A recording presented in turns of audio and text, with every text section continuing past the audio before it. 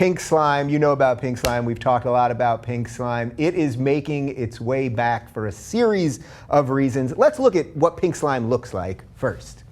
So this is what actual pink slime, and if you haven't seen our videos on pink slime, I highly recommend you just Google, we'll annotate to our old pink slime video. So this is what pink slime looks like, and basically what pink slime is just the awful pieces of the meat, because they want the cheapest pieces, the pieces that literally like are falling off the bone, that are all gross and disgusting, and then they jam them together, they run them through ammonia to get all the bacteria off. It's a pretty awful situation. We'll get to more about that in a second. Now let's look at the picture that everyone thinks of pink slime.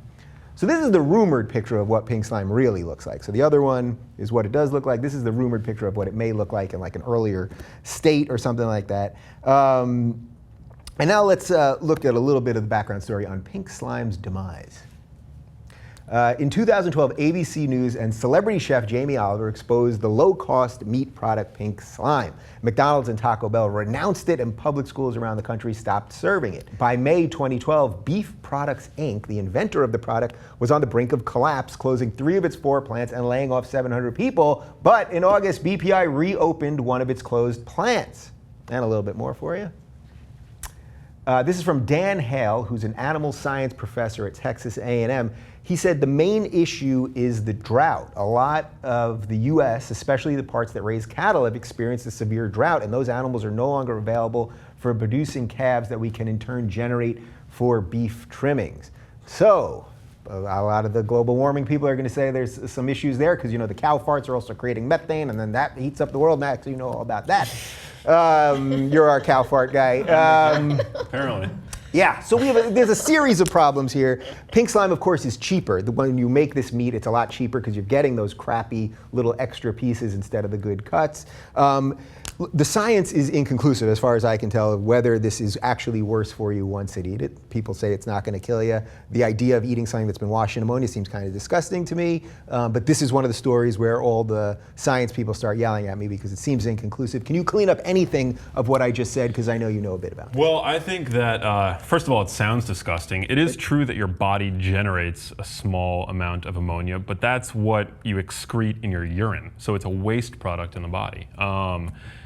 Yeah, the meat that they use is from parts that I think are like closer to the surface or something, and so they're very, likely contaminated with things like E. coli and stuff. It's a really gross thing. But then again, how do you get a burger for 80 cents without using, meat that's questionable? Right. So so it's a couple things that are happening here. Partly we have less access to the animals because of the drought and other climate related things. Then on top of that, we have a bad economy, so people don't want to spend as much. So you want an 80 cents hamburger, well then that's how you're going to get it that way. This story to me is like everything, which is why we talk about it all the time, because it's like about the gross food that we eat, it's about the economic disaster we're in, it's about the earth. It's a little something for everybody, don't you think? My question is, if you're at the grocery store, does it say it on the packaging? Pink slime? No, in a big pink or sticker. the ammonia or all those, is that said on the packaging? So they don't have to. They don't have to. We did a story a couple weeks ago how even the phrase all natural actually means nothing. It's on everything all the time, all natural. Nice. But no, they don't have to say it. So for example, if you were to get Trader Joe's, just like ground beef from Trader Joe's, technically they could be using the pink slime, this ammonia thing. I did a little Googling, they don't do it, so I'm still okay getting my meat there. But yeah, you don't know, and so is that a bigger part of the problem too, that we don't package things correctly and our labeling and all that? That's a huge part of the problem. I absolutely do. Yeah, I mean, I know that there's efforts underway, and I don't know where they currently stand, to get GMO products labeled, mandatorily. Is that a word? Yeah, close enough. Yeah. So they're going to make them do it. I think is what you're. Yeah. And I think that would be definitely very helpful as far as this pink slime stuff goes, because it's gross. It's definitely not something I want to consume. Yeah. All right. So for the people that say, though, the lower economic end of the spectrum, that those people need options, why is it that we can't make healthy food cheaper?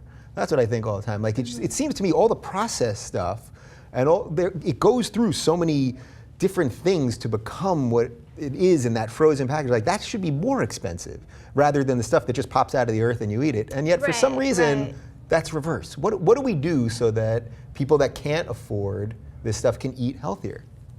That's such a tough question. I don't know if I have an exact answer for that. All I can Well, say I'll need is, an exact yeah. So- All I can say is I do think it should be on packaging. I think it should not, in any sense, be served to school children at all, because they're going to have it in their system for the longest.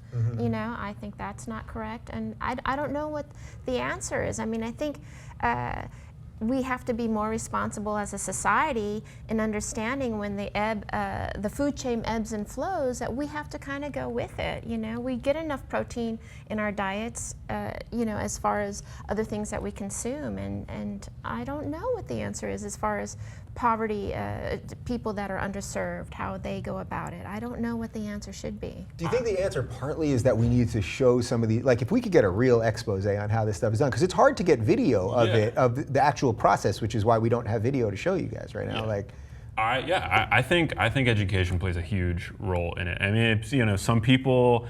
I was actually on the episode when McDonald's voluntarily when they removed the pink slime from there. When we did our original episode. Okay, so we'll annotate to that right now. Yeah, and I think that it's always an educational issue. You know, I think that the more people can understand how unhealthy this stuff is for you, they would then opt for maybe the more expensive products, which would, you know, demand obviously would bring the price down. But in the end, you know, whether or not you're spending more at the checkout at your supermarket, I mean, it's going to alleviate healthcare costs down the road. I mean, if you think that like grass-fed meat is expensive, look at cancer, man. That's like a really expensive thing. Cardiovascular disease, man. It's chronic disease is like the most expensive thing. So, I think education. I think that there needs to be what you were saying, a big expose.